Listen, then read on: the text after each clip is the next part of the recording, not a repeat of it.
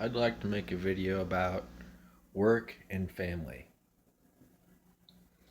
Work and family is probably the hardest thing in the world to balance.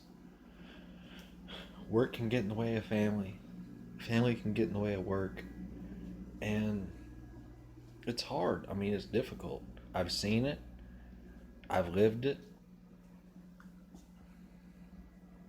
It's just such a rough subject that it's hard to even concentrate on.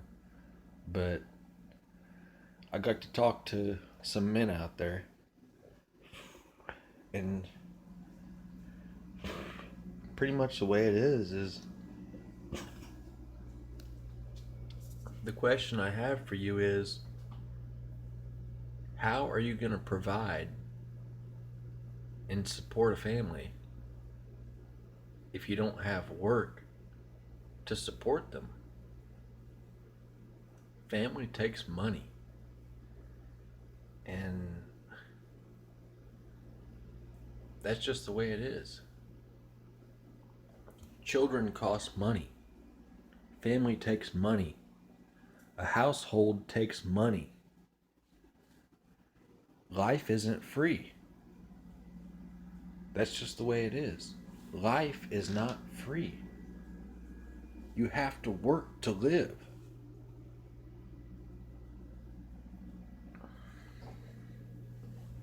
This is a rough subject. And it applies to everybody, but I'm old fashioned and I'm religious, and I think that the man is supposed to be head of the household.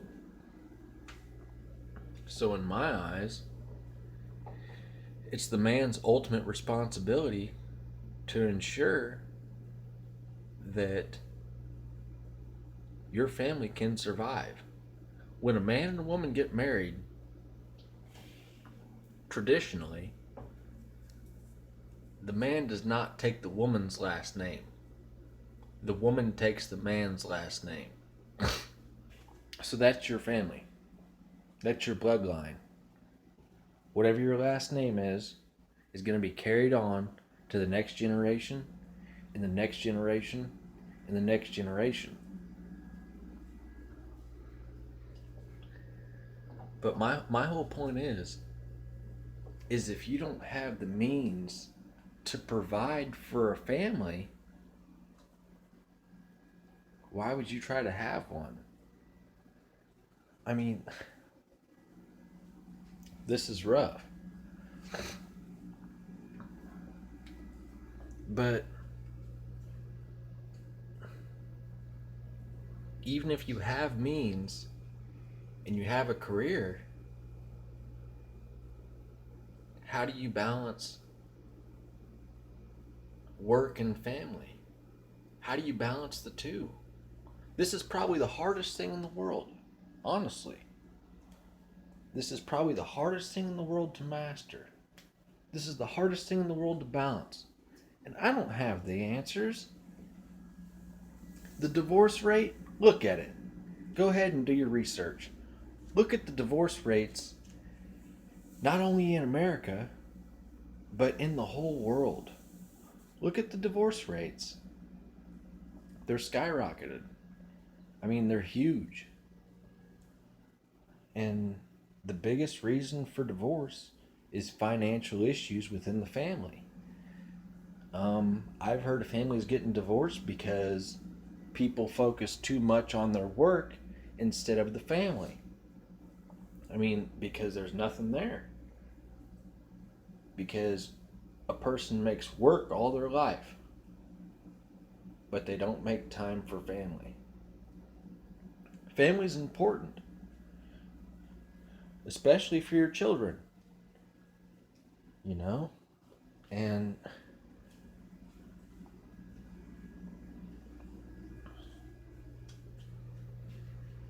your children look up to you for everything. They look to you on for ways to live their life.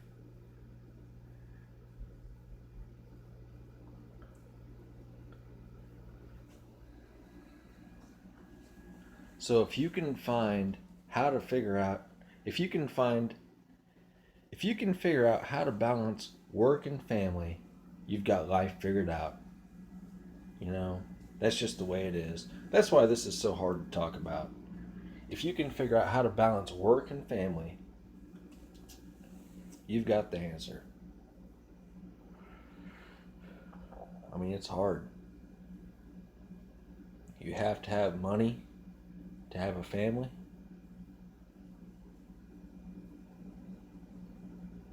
But a family's supposed to come first. But you have to have money to raise that family. And how do you get money? A job, a career, working. So, I mean, it's rough to say, but work is number one. Work comes first. Work comes first. Work comes number one in your life. And you just have to remember, if you didn't have that work, you wouldn't have a family, because you couldn't provide and pay for that family. So work comes first. This causes a lot of problems in the family dynamic today. It's caused a lot of divorces, you know? The man puts work number one, the woman puts work number one, and the other one just feels number two. They feel left out. They feel like they don't get enough attention. They feel like they don't mean as much as they should.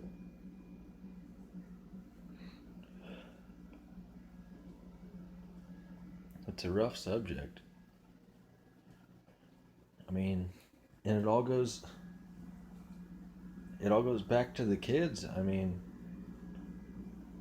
but see, another thing is, you can't focus only on the kids, because kids turn 18. And if you focus your marriage solely on the children, when the children turn 18 and move outside of the house, what's left?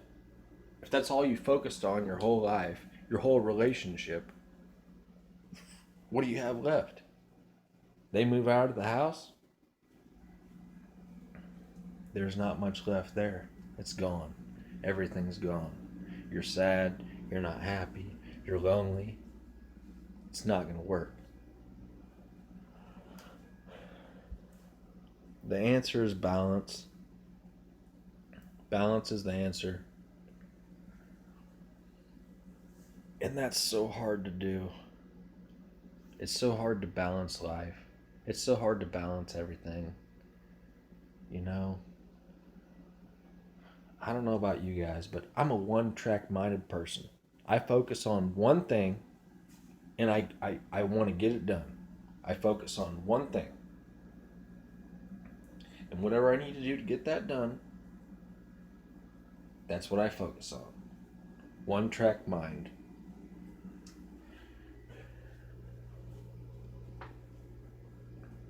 And I'm not meaning to be depressed or sad or down about the subject, but it's definitely a subject that needs to be touched on. Balancing work and family. It needs to be focused on. And also, having the money to raise a family. If you don't, I'm talking to the men of America right now. If you don't have the money to raise a family, why would you get a woman pregnant? If you don't have the money to raise a child, why would you create a child? Why would you do that?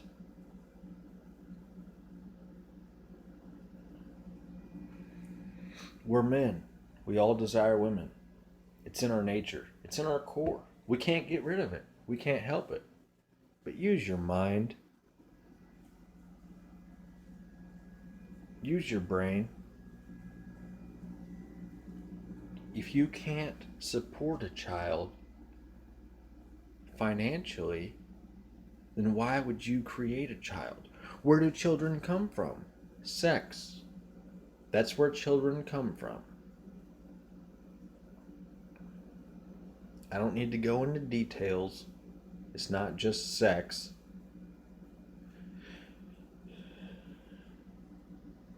When a woman's game tay meets a man's game tay, there's a biological aspect for you.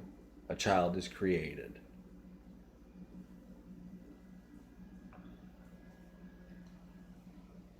So if you're not financially able to support a child, which costs $300,000 total, a child costs $250,000. One child from the age from not the age from conception until the age of 18, one child costs $300,000 in today's USD, adjusted for inflation. 250,000 without. So we're talking a quarter to a third of $1,000,000 for one child. That's how much a child costs to have and raise. Is that how much money you're making? Can you provide that and support that for a child other than yourself? This is an extra deal. However much it costs you to live plus your child. Do you have $250,000 or $300,000 to spare for a child? For someone other than yourself? Over the next 18 years? Can you make that?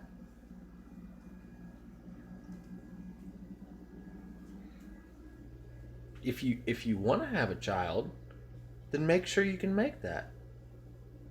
I haven't done the math. We'll round it up to 19. 9 months of pregnancy plus 18 years of the child life. Round it up to 19. So over the next 19 years, do you have 250,000? Do you have $300,000 to spare for the next 19 years? $300,000. Almost a third of $1,000,000. Do you have that to spare? If you don't, then you should take as little possibility as you can to take the risk of having a child.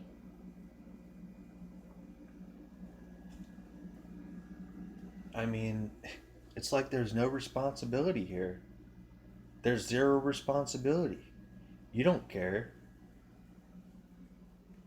You don't care. I mean, I'm wanting. This is a deep subject. It's a deep issue,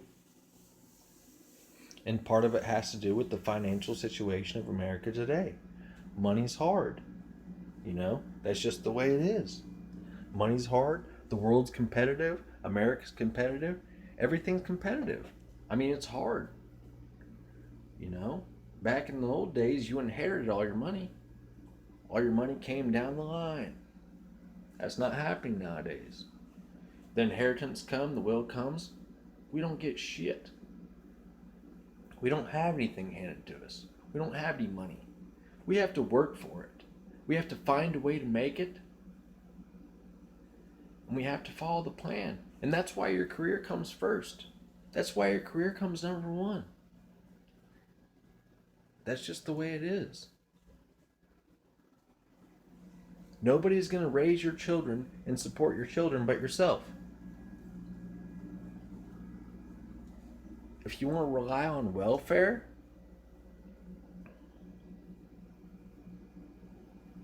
have fun living below the poverty line the rest of your life.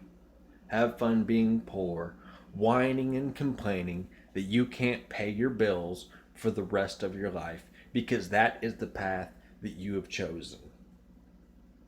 If you choose to have children before you are financially able to have them, and if you take that risk, that's the risk that you're taking. You're taking the risk to live in poverty. That's your own choice.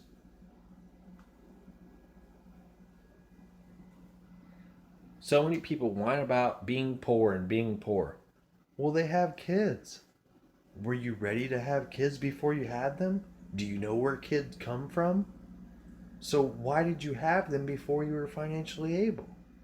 We all have a sex drive. I believe that men and women's sex drives are equal. I'm not a sexist. I'm not a feminist. I'm not a sexist. I'm not pro male or pro female. Nothing like that. It's hard to communicate because in today's world, we have feminism and the women have more for them than the men do. Everything's all about women. They have support groups, they have programs, and everything is in the favor of women, including the justice system and the courts. The courts are trying to shy away from it in child custody cases. It's trying to be more equal. But in America, overall, women are favored over men.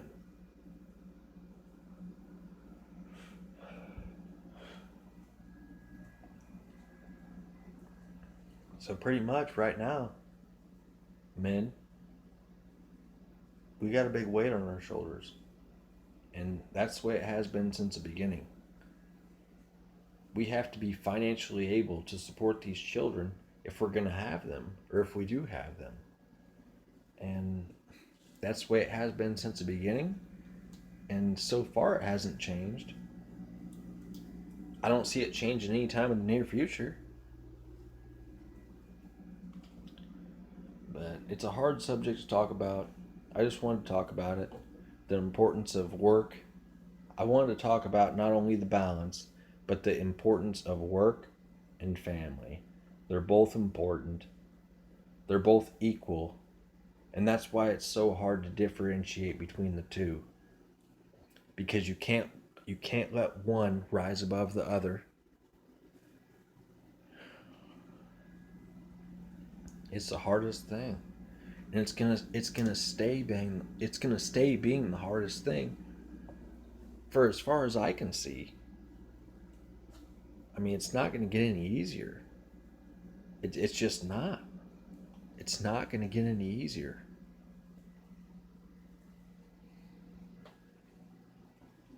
So this video is kind of like it's supposed to be a wake up call in one sense. In another sense, it's supposed to be a call of encouragement. I'm just trying to encourage everybody, you know, to live the best life that you can, and how to do it, and the social issues that we face today. And I'm not going to ignore them. I'm not going to pretend like they don't exist. I'm not going to sugarcoat them, you know.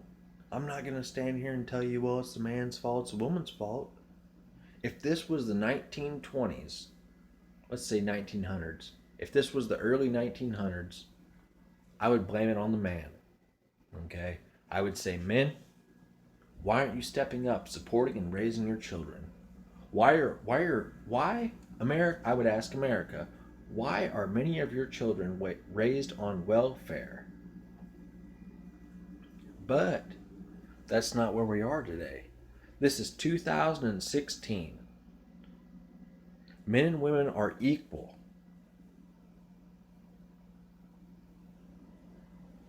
You have equal responsibility in society. But I'm old fashioned and I think that it's men's responsibility. And women, if you agree to that too, you need to step down, you know? You need to let the man. Well, for one thing, before you go having children with the man, you need to ensure that he's financially able to support the children that he's going to give you and himself. And women don't do that nowadays. And men don't ensure that they're financially able to have a child before they impregnate a woman.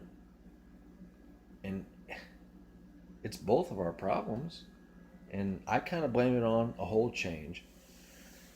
For the past 6,000 years, 8,000 years, it's been the man has been solely responsible. And that's what the Bible says. The man is head of the household. The man's solely responsible. But just in the last 50 years, we have said that no, that's not the case. Women are equal to men. They are equally responsible. So we're going through a big change. That's what's going on. A big change or a big bump in the road, or I don't know what it is. I'm not a prophet. I can't foresee the future of what's going to happen in the future, but I know what's going on right now. I know what's going on in the past. In the past, it's been man's responsibility solely. And now it's both of your responsibility equally. But there are still right now, there are lots of children out there without moms or without dads because you haven't came together on the issue. You haven't came together on the subject.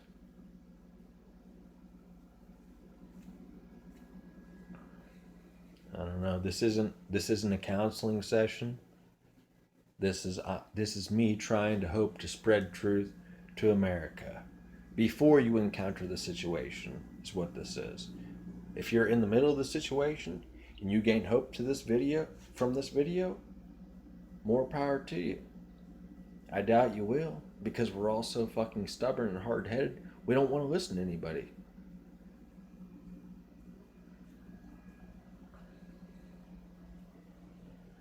That's why this is the hardest subject to tackle. And I'm not even trying to tackle it. I'm just trying to instill hope. That's all I'm trying to do. I'm trying to instill a little bit of hope.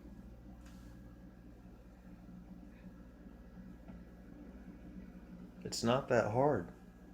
People have been having children since the beginning of times, but only since the 1950s have divorce rates skyrocketed.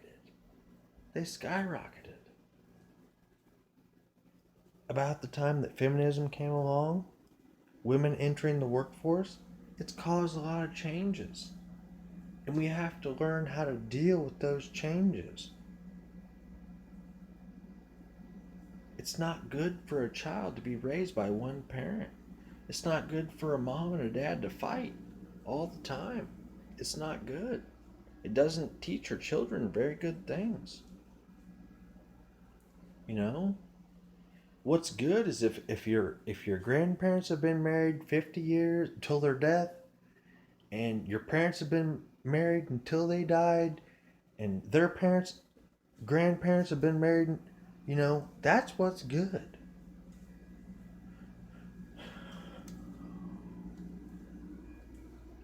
I don't know. Maybe it's just an opinion, but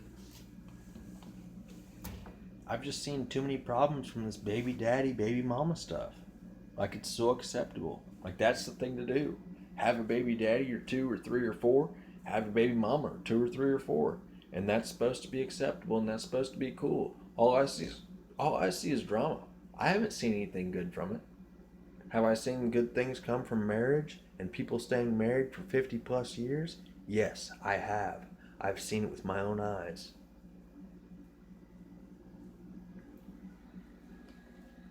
So I'd like to see you try to argue that fact. I really would. You can be selfish and you can say, oh, well, I wasn't happy and I moved on. I'll talk to you in 50 years. After you've had 4 different children with 4 different partners, we'll see how your life has gone for you. We'll see if it's been a bed of roses. I guess each way has its trials and tribulations, but I don't know.